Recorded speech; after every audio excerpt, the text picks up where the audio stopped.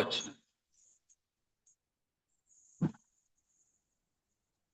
అందుకు యేసు సీమోన్ బరయోనా నీవు ధన్యుడు, పరలోకమందున్న నా తండ్రి ఈ సంగతి నీకు బయలుపరిచినే కానీ నరులు నీకు బయలుపరచలేదు. మరియు నువ్వు పేతురువు, ఈ బండ మీద నా సంఘమును కట్టుదును, పాతాళలోక ద్వారములు దాని ఎదుటి నిలువలేరవని నేను నీతో చెప్పుచున్నాను.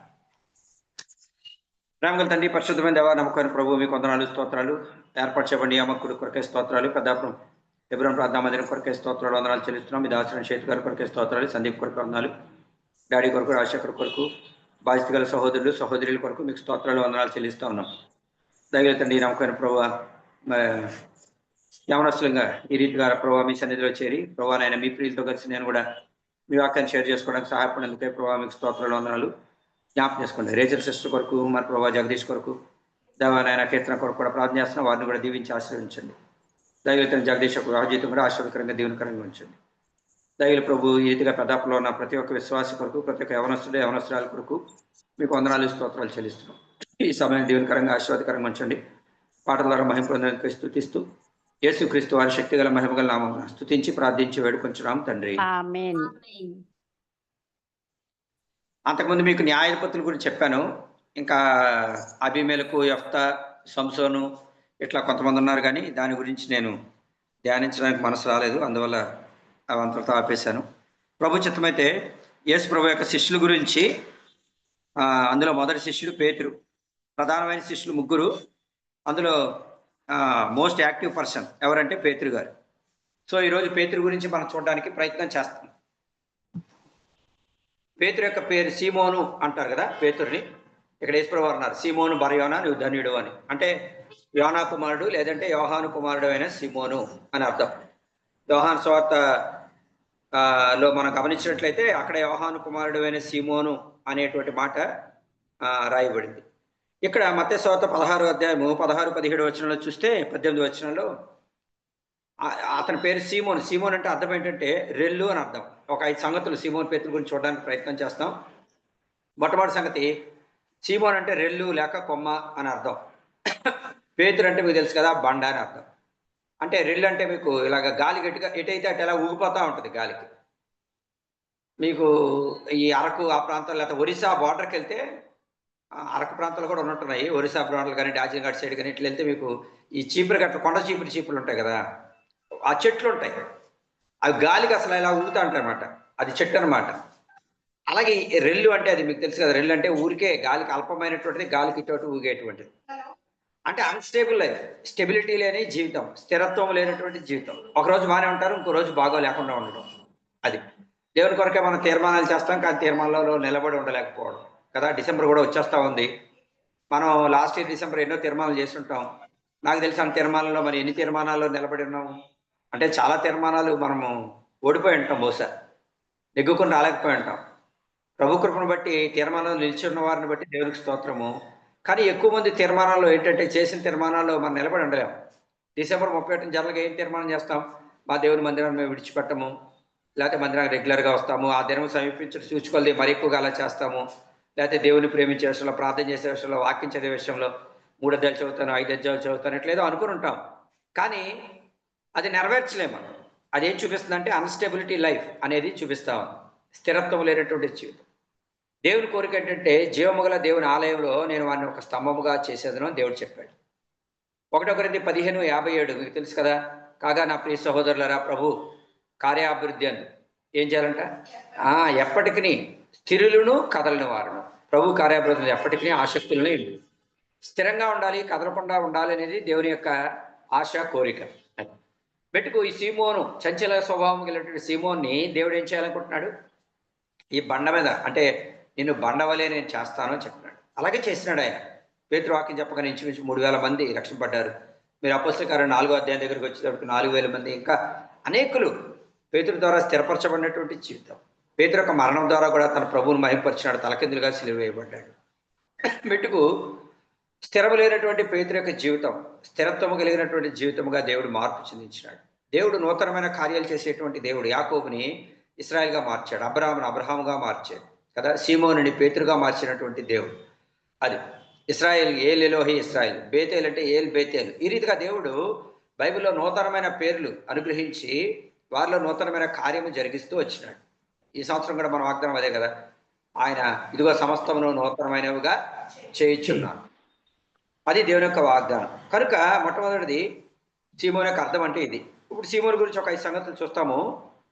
సీమోను పేతురు గురించి మొదటి సంగతి చూడండి, యోహాను సువార్తలో. యోహాను సువార్త చివరి అధ్యాయం.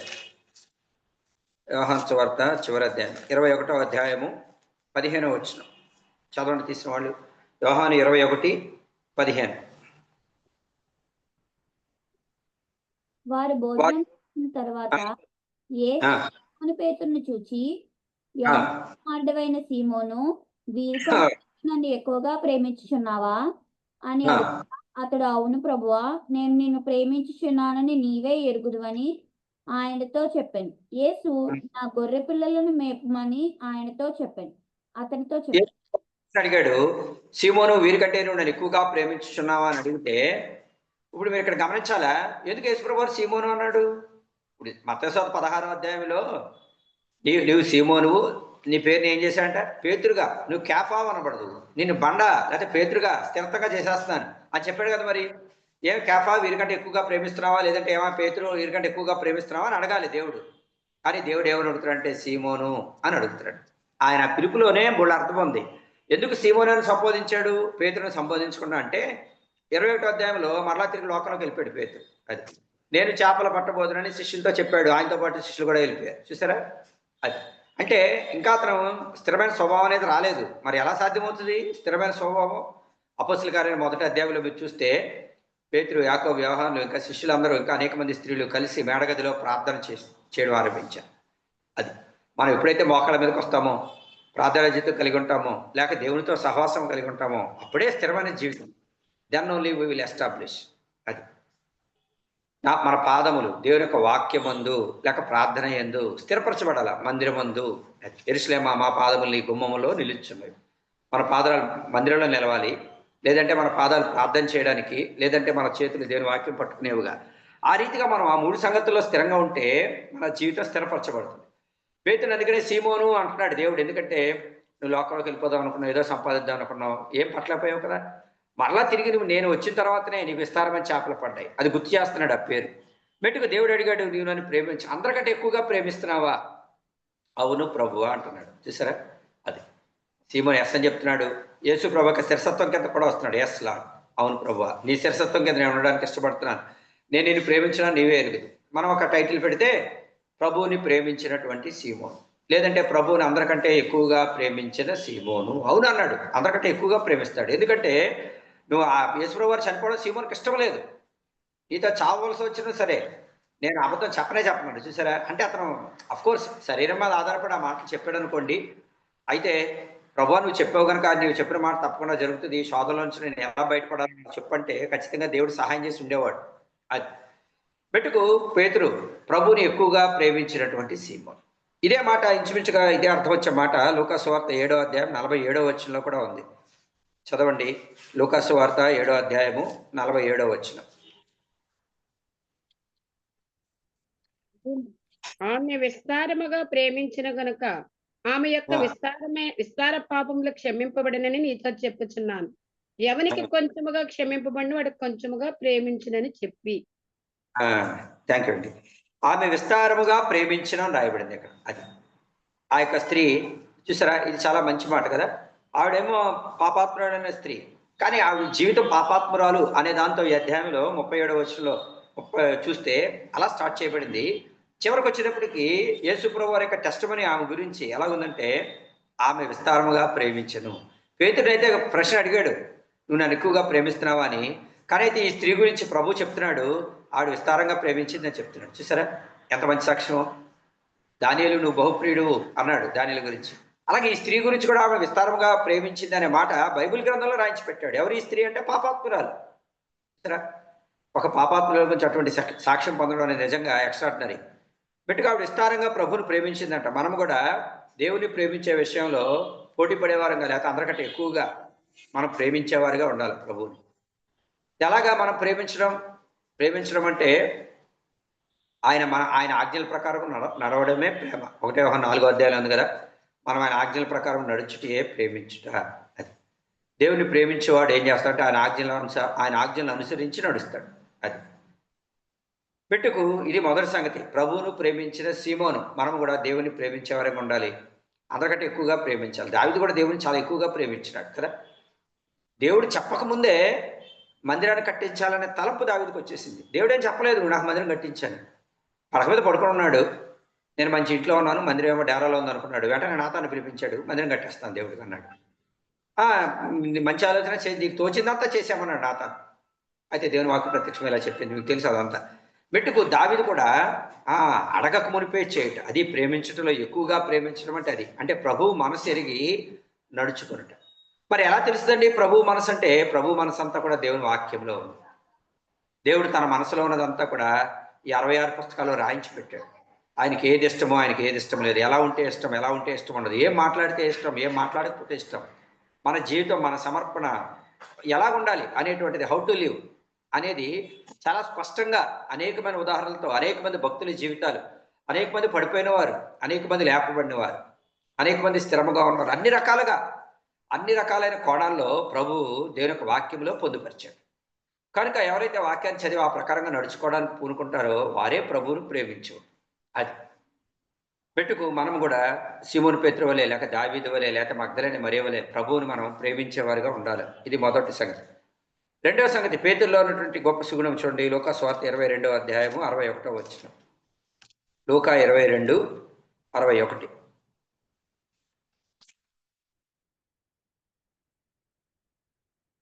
అప్పుడు ప్రభు తిరిగి పేతురు వైపు చూచెను. గనుక పేతురు, నేడు కోడి కుయ్యకుమనపు నీ ముమ్మారు నన్ను ఎరుగునందువని ప్రభు తనతో చెప్పిన మాట జ్ఞాపకం చేసుకుని వెలుపలికి పోయి సంతాపడి ఏడ్చాను. పేతురులోని సుగుణం ఏంటంటే ప్రభు తనతో చెప్పిన మాట జ్ఞాపకము చేసుకుని. మనం చాలా విషయాలు జ్ఞాపకం చేసుకుంటాం, కానీ దేవుడు చెప్పిన మాట మాత్రం అది మన జ్ఞాపకం ఉండదు. అది అన్ని జ్ఞాపకం ఉంటాయి మనకి. దావీదు అంటున్నాడు కదా, ఆయన చేసిన ఉపకారంలో దేనిని మరొకము అన్నాడు దావీదు. దావీదు మర్చిపోలేదు, అంటే దావీదు యొక్క జ్ఞాపకంలో దేవుని యొక్క మాటలు ఉన్నాయి. అది మరియ దేవుని యొక్క మాటలు ఏం చేస్తుంది? తన హృదయంలో తలపోసుకుంటూ భద్రం చేసుకుంది. మర్చిపోతానేమో అని మరలా జ్ఞాపకం తెచ్చుకుంటుంది దేవుని యొక్క మాటలు. అది గొప్ప సంగతి. పేతురులోని సుగుణం కూడా అదే. ప్రభు తనతో చెప్పిన మాటని ఏం చేస్తున్నాడు? జ్ఞాపకానికి తెచ్చుకున్నాడు. మనం కూడా దేవుని మాటలు మర్చిపోకూడదు. నీ ఎదుట నేను పాపం చేయకున్నట్లు నా హృదయంలో నీ వాక్యం ఉంచుకొని ఉన్నాను అన్నాడు దావీదు కీర్తనాకారుడు 119వ కీర్తనలో. పేతురులో ఉన్న మొదటి సుగుణం. ఇంకొక సుగుణం, అక్కడ వెలుపలికి పోయి సంతాపపడి ఏడ్చిన 62వ వచనంలోనే. పేతురు ఏం చేసినాడంటే సంతాపపడి, అది పశ్చాత్తాపం. ఇక్కడ ముమ్మారు అబద్ధాలు ఆడాడు. మళ్ళా 3 సార్లు అబద్ధం ఆడాడా పేతురు తన చేతిలో? ఆడలేదు. అందుకని వాళ్ళు భక్తులు అయ్యారు. మనం చాలా సులువుగా పేతురు అబద్ధం ఆడేసాడు, లేకపోతే దావీదు పాపం చేసేసాడు అంటాం. కానీ దావీదు మీకు చాలాసార్లు ఈ కాన్ఫరెన్స్లో కూడా చెప్పాను, నేను మందిలో కూడా చెప్తా ఉంటాను. దావీదు రెండవసారి పాపం చేయడానికి మేడ ఎక్కలేదు.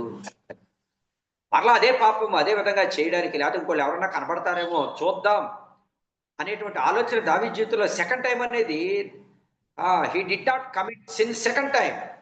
Same sin he did not commit second time. అది మరలా తిరిగి అదే పాపం, కుక్క తన వాంతికి తిరిగినట్లు దావీదు తిరగలేదు,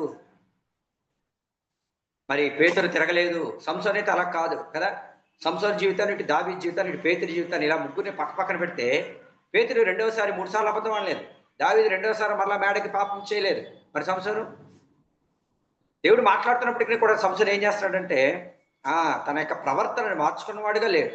మాటికి ఆ వేశ్య దగ్గరికి, లేకపోతే అపవిత్రమైన స్త్రీ దగ్గరికి, లేకపోతే కాని చోట్లకి వెళ్ళడానికి తన పాదాలు, తన తెలివి, తన జ్ఞానం ఇవన్నీ వాడుకున్నాడు. చూడండి, ఎక్కడికి వెళ్తున్నావు అంటే ఏం చెప్తారు? నువ్వు పాపం చేయడానికి వెళ్తున్నావు అనుకోండి, ఎక్కడికి వెళ్తున్నావు అంటే ఏం చెప్తారు? మీరు చెప్పలేం కదా. నేను పాపం చేయడానికి పలానా స్త్రీ దగ్గరికి వెళ్తున్నాను ఎలా చెప్తాం? చీ అంటారు. పాపం చేసాడు ఎవడన్నా కానీ, ఇప్పుడు ఏదో సిగరెట్ తాగడానికి వెళ్తున్నాడు అనుకున్నాడు, ఏమని చెప్తాడు? నేను సిగరెట్ తాగడానికి వెళ్తున్నానని అలా చెప్పడు. ఏమని చెప్తాడు?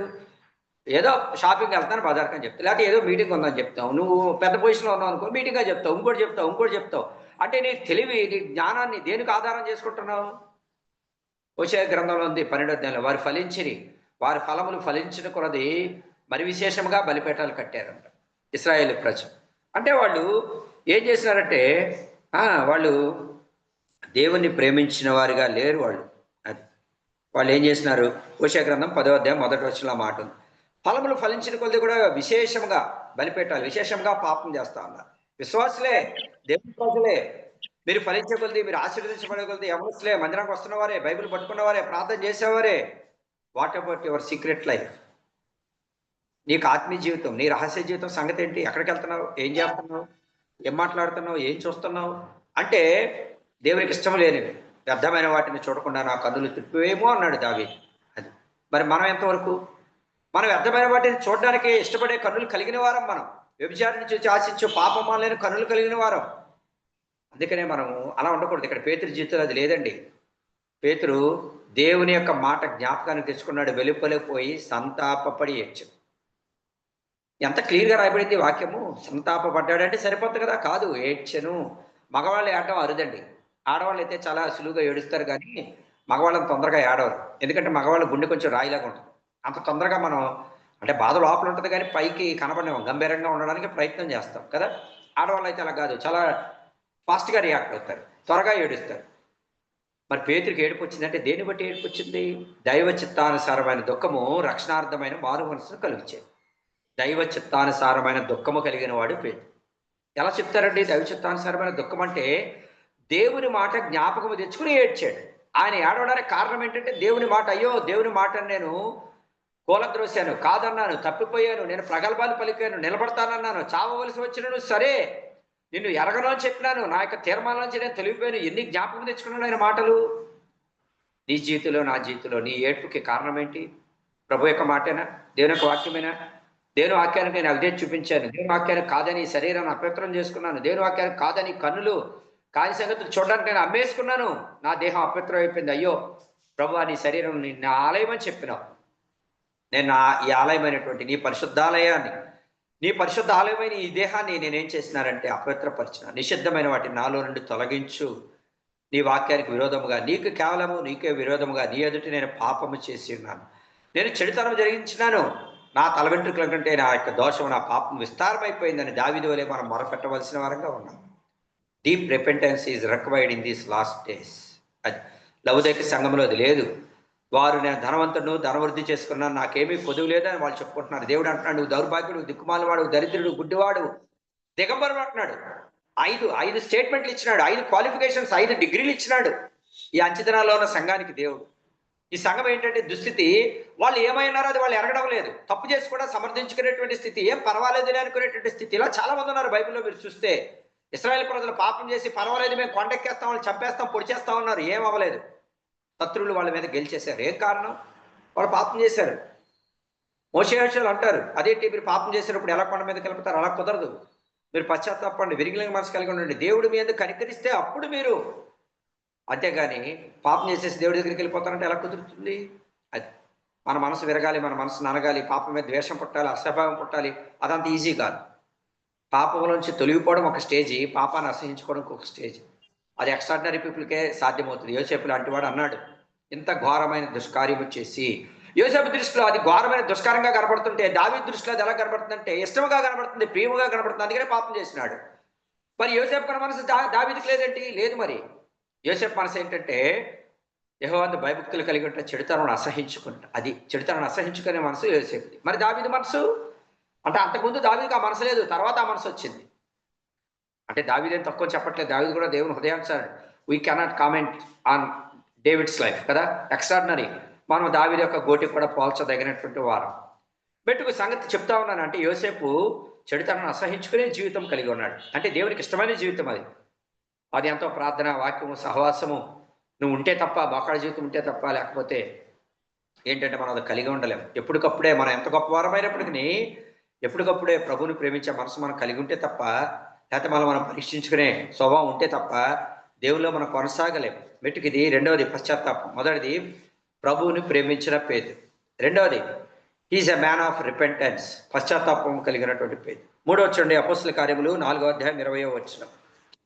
పేతురు జీవితంలో సుగుణం. అపోస్తుల కార్యములు 4వ అధ్యాయం 20వ వచనం చదవండి తీసిన వాళ్ళు. మేము కనవాటిని వినవాటిని చెప్పక ఉండలేమని వారికి ఉత్తరం ఇచ్చిరి. 19వ వచనం. అందుకు పేతురును యోహానును వారిని చూచి, దేవుని మాట వినుట కంటే మీ మాట వినుట దేవుని దృష్టికి న్యాయమా, మీరే చెప్పుడి. యోహాను అపోస్తుల కార్యం 4వ అధ్యాయం 19-20 వచనాలు. Is a man of good testimony. పేతురు మంచి సాక్ష్యం కలిగినటువంటి వాడు. పేతురు అంటా ఉన్నాడు ఇక్కడ, దేవుని మాట వినడం బెటరా, మీ మాట వినడం బెటరా? మేము మనుషుల మాట వినాలా, దేవుని మాట వినాలా? దేవుని మాట వినాలి. దేవుని వాక్యానుసారంగా మనం జీవించాలి. అది పరిస్థితులు ఎలాగున్నా కానీ. దేవుని మాట కాదని మనం ఏం చేయకూడదంటే మనము పాపం చేయడానికి తెగించకూడదు. ఇక్కడ పేతురు అంటున్నాడు, మేము కన్న వాటిని విన్న వాటిని చెప్పకే ఉండలేము. మనం కూడా ఈ జీవితంలో తీర్మానం కలిగి ఉండాలి. దేవుని యొక్క మాటలను చెప్పాలి అవకాశం దొరికినప్పుడు. మీ ఫ్రెండ్స్ ఏంటి నువ్వు ప్రత్యేకంగా ఉన్నావు, ఏంటి కారణం అంటే ప్రభు గురించి చెప్పాలా. మనం గడిచిన మన పాప జీవితం గురించి కాదు, దానివల్ల ఏం ఉపయోగం లేదు. ఒకప్పుడు నేను పాపని, ఇప్పుడు రక్షింపడ్డాను, దేవుడు నన్ను మార్చినాడు. దేవుని యొక్క గొప్పతనం, ఆయన యొక్క మంచితనం, ఆయన ఏ రీతిగా నేను మార్చినాడు, ఆయన కనికరం, ఆయన కృప, ఆయన యొక్క రక్షణ, ఏ రీతిగా దేవుడిని దర్శించినాడు. దేవుని వాక్యం ఎంత ప్రశస్తమైనటువంటిది. ఇలాగ దేవుని గురించి నా ప్రియుడు ధవళవరుడు రత్నవరుడు 10,000 మందిలో నేను ఆయన గుర్తుపడతానంది శోలంబెత్తి. దేవుని గురించిన సుగుణాలు, సొగసు, ఆయన మహిమ, ఆయన ప్రభావం, ఆయన తేజస్సు, ఆయన ఆశ్చర్య కార్యములు. మనం ఏం చేయాలంటే మేము యెహోవా స్తోత్రారక్రియలు, ఆయన బలమును, ఆయన ఆశ్చర్యక్రియలు మేము మా పిల్లలకు చెప్తామన్నారు. కీర్తనలో రాయబడింది కదా. మనం ఆ రీతిగా మనము చెప్పేవారంగా ఉండాలి. సమరయ స్త్రీ అదే చేసింది. నేను చేసినవని నాతో చెప్పినటువంటి ఈయన క్రీస్తు కాడా అంది. అది ఆ ఊరు జనమంతా కూడా వచ్చేసినారు దేవుడి దగ్గరికి కదా. అనేకులు రక్షింపబడుతూ వచ్చినారు. మార్క్స్ వార్త 5వ అధ్యాయం 20వ వచనంలో ఆ గెరాసేను దేశంలో దెయ్యములు బట్టి వాడు యేసు తనకు చేసిన కార్యములన్నీ దెక్కపల్లిలో ప్రకటింపని ఆరంభింపగా దేవుడు తన జీవితంలో చేసిన కార్యములు చెప్పినాడు. ఎవరు కాదనలేరు కదా. దేవుడు నీ జీవితంలో చేసిన కార్యాల గురించి చెప్పినప్పుడు మనుషుల్లో ఖచ్చితంగా కదలిక అనేది వస్తుంది. దేవుడు కార్యం చేస్తాడు. వారి గొర్రెపిల్ల రక్తమును బట్టి, తాము ఇచ్చిన సాక్ష్యమును బట్టి సాతానుని జయించిరి అని రాయబడింది ప్రకటన గ్రంథం 12వ అధ్యాయంలో. సాక్ష్యం అనేది ఇంపార్టెంట్. దేవుడు చెప్పినాడు కదా, నేను యెహోవాను, మీరే నాకు సాక్షులు, యు ఆర్ మై విట్నెసెస్, మీరే నాకు సాక్షులు అని చెప్పినాడు దేవుడు. కనుక మన ప్రభువుని గురించి సాక్ష్యం ఇచ్చేవారిగా. అపొస్తలుల కార్యాలు 1వ అధ్యాయంలో కూడా రాయబడింది కదా, మీరు యెరూషలేములో యోదయ సమరయ భూదిగంతముల వరకు నాకు సాక్షులైంది. అపొస్తలుల కార్యాలు 1:8. ఆ రీతిగా he's a man of good testimony పేతురు.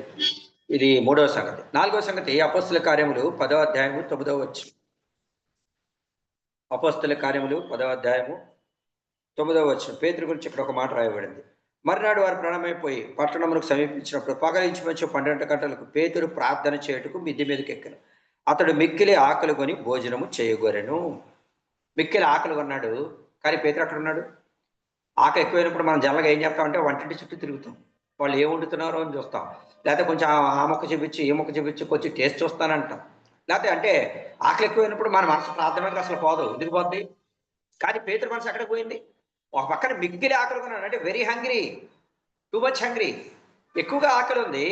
కానీ ఎక్కువగా ప్రభువును ప్రేమిస్తున్నాడు అనడానికి కారణము ప్రార్థన చేయడానికి మిద్ది మీదకి వెళ్ళిపోయాడు. వంటింట్లోకి వెళ్ళలేదు. మరి ఆకలి ఎక్కువైనప్పుడు వంటింట్లోకి వెళ్తాం కదా, అక్కడికి వెళ్ళలేదు, మిద్ది మీదకి వెళ్ళిపోయాడు. ఆకలి కొని కోరాడు, కానీ ప్రార్థన చేస్తున్నాడు దేవుడు. చూసారా పేతురులోని మంచి లక్షణం. He's a man of prayer.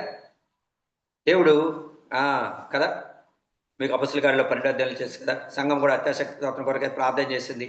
పేతురు విడిపించబడ్డాడు. అత్యాశక్తితో చేసే ప్రార్థన, ఎల్లప్పుడూ చేసే ప్రార్థన, విసుకకుండా నిత్యము చేసేటువంటి ప్రార్థన. మనం నెమ్మదిగాను సుఖముగాను బ్రతుకు నిమిత్తము మనం ప్రార్థన చేయమనుంది 1 తిమోతి 2వ అధ్యాయం 1వ వచనంలో. మనం మాన్యత కలిగి, సంపూర్ణ భక్తియు మాన్యతయు కలిగిన, మాన్యత అంటే యథార్థత అని అర్థం. సంపూర్ణ భక్తి, భక్తిలో సంపూర్ణ అవ్వాలి, యథార్థత కలిగి ఉండాలి, నెమ్మదిగా ఉండాలి, సుఖంగా ఉండాలి. ఈ 4 లక్షణాలు నువ్వు కలిగి ఉండాలంటే నెమ్మదిగా సుఖంగా బతకడమే కదా మనుషులకు కావాల్సింది. అది నువ్వు కలిగి ఉండాలంటే ప్రార్థన చేయాలి. కానీ మనం చెయ్యం. మనం నెమ్మదిగా సుఖంగా ఉండడానికి డబ్బులు కావాలనుకుంటాం, ఇంకోటి కావాలనుకుంటాం. అవన్నీ కాదు. నువ్వు నెమ్మదిగా సుఖంగా ఉండాలంటే ముందు ప్రార్థన చేయి, నీకు నెమ్మది వస్తుంది, సుఖం వస్తుంది. రెండోది, నీకు నెమ్మది సుఖం కావాలంటే దేవుని సన్నిధిలో ఉండు. 16వ కీర్తన 11వ వచనం, ఆయన నీ సన్నిధిని సంపూర్ణ సంతోషము కలదు, నీ కుడి చేతిలో నిత్యము సుఖములు కలవు. నిత్యము, ఆల్వేస్ కంఫర్ట్స్ ఎక్కడ ఉన్నాయంటే ప్రభు సన్నిధిలో ఉన్నాయి. ఆయన సన్నిధికి రా, బైబిల్ చదువు, ప్రార్థన చేయి, మందిరానికి వెళ్ళు. అదే సీక్రెట్ ఆఫ్ లైఫ్. ఏంటంటే నెమ్మదిగా సుఖంగా ఉండాలంటే అది. అప్పుడు దేవుడు నీతో మాట్లాడతాడు. నువ్వు ఏం తీర్మానం చేయాలా, ఏం తీర్మానం చేయకూడదు, ఎలా జీవించాలి, ఎలా జీవించకూడదు. నీ మీద దృష్టి నుంచి నీకు ఆలోచన చెప్తాడు, నువ్వు నడవలసిన మార్గాన్ని నీకు బోధిస్తాడు. అప్పుడు మన జీవితం సాఫీగా వెళ్తుంది. మెట్టుకు పేతురు is a man of prayer. ప్రార్థనాపరుడు. మనం కూడా ప్రార్థన చేయటకు ఏం చేయాలా? సౌలు గురించి దేవుడు అదే సాక్ష్యం చెప్పినాడు అననీతో, ఇదిగో అక్కడ ప్రార్థన చేయించున్నాడు. ఆ మనుషుడు ఎలాంటి వాడు, అలాంటి వాడు అంటే దేవుడు చెప్పే సాక్ష్యం ఏంటి?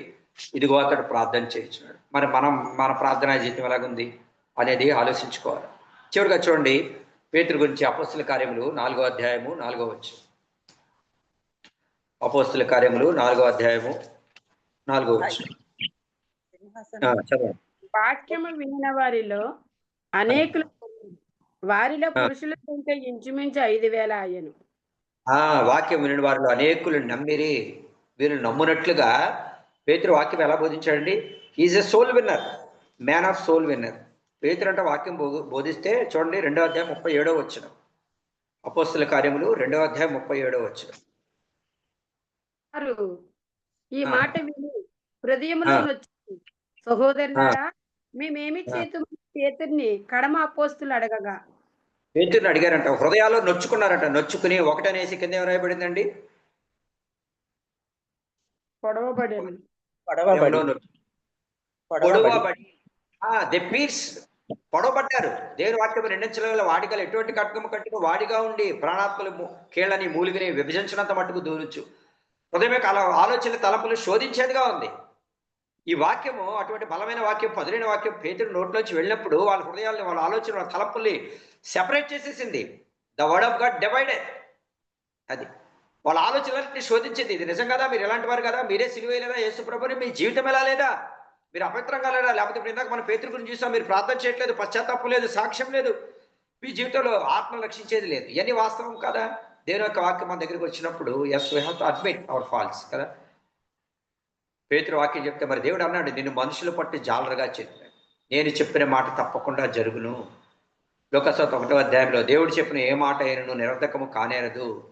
సంఖ్యాకాండములో ఆయన చెప్పి చేయకుండా మాట ఇచ్చి స్థాపింపకుండా ఆయన మాట సెలవిగా దాని ప్రకారం అయింది. ఆయన ఆజ్ఞాపించగానే కార్యం స్థిరపరచబడింది. లేని వాటిని ఉన్నట్టుగా పిలిచే దేవుడు ఆయన చెప్పినాడు, నువ్వు చేపలు పడతావు, నిన్ను మనుషులు బట్టే జాలరుగా చేస్తాడు. ఆ రీతిగానే చేసినాడు. సీక్రెట్ అంటే ప్రేయర్ లైఫ్, అంతే. అది మనం ఆల్రెడీ చూసినాం. దేవుని మీద ఆనుకునేటువంటి జీవితం మార్చబడింది అప్పుడు పేతురు లైఫ్.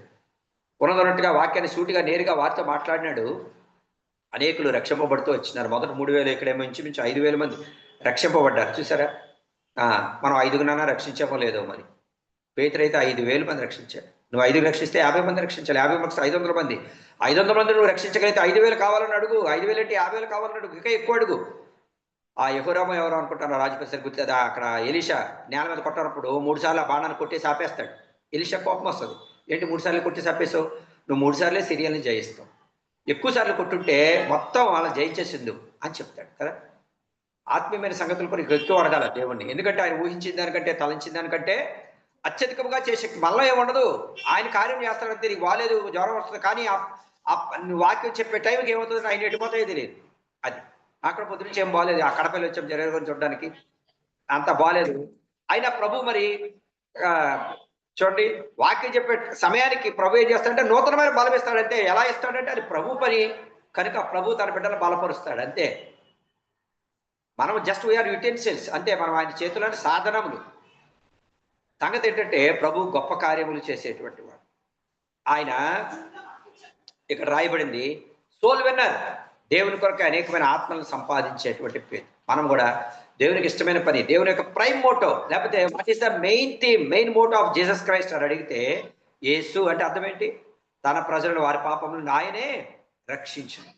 అది అంటే దేవుడే రక్షించేది. రక్షించడానికి ఆయన వచ్చినాడు కనుక అనేక చోట్ల సువార్త ప్రకటిస్తూ వచ్చినాడు, అనేకులు రక్షించినాడు. మనము కూడా సిలువ మీద చనిపోయినప్పుడు చివరి క్షణాల్లో కూడా సిలువ మీద ఉన్న దొంగని తన ప్రవర్తన ద్వారా రక్షించినాడు.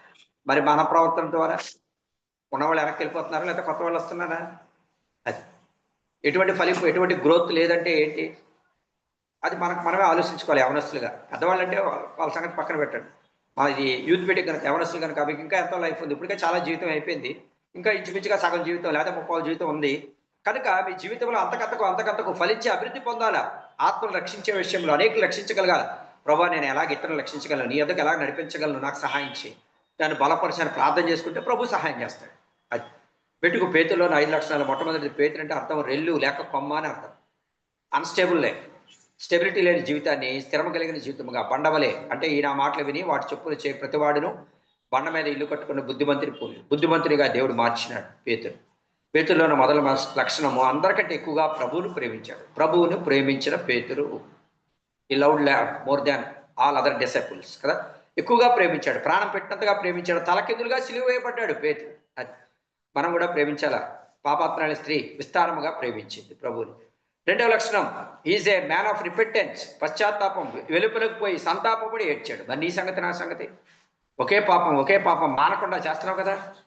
ఎన్నో పాపాలు ఉంటాయి, ఫోన్ చూడకూడదు అనుకుంటావు, ఎంతవరకు నిలబడ్డావు తీర్మానంలో? అవే యు ఆర్ నాట్ స్టాండ్ కదా. నువ్వు చేసుకున్న తీర్మానంలో స్థిరమ లేదు, నీకు నిలబడలేకపోతున్నావు, పడిపోతున్నావు, ఊరికే పడిపోతావు. గంట క్రితం తీర్మానం చేసుకుంటావు, నెక్స్ట్ మినిట్ లో మళ్ళీ ఫోన్ చూసేస్తున్నావు. ఏది తీర్మానం? పశ్చాత్తాపం అనేది ఉండాలి. వన్స్ నువ్వు పశ్చాత్తాపడ్డావంటే అది ఎస్ అంటే ఎస్, నో అంటే నువ్వు అంతే. ఆ తీర్మానం నిలిచి నీకు నిలబడలేకపోతున్నావు, ప్రభుని అడుగు, ప్రభు నన్ను బలపరచు, నన్ను స్థిరపరచు, నేను స్థిరంగా ఉండడానికి నాకు సహాయం చేయి, నిన్ను ప్రేమించడానికి ఎక్కువగా సహాయం చేయి.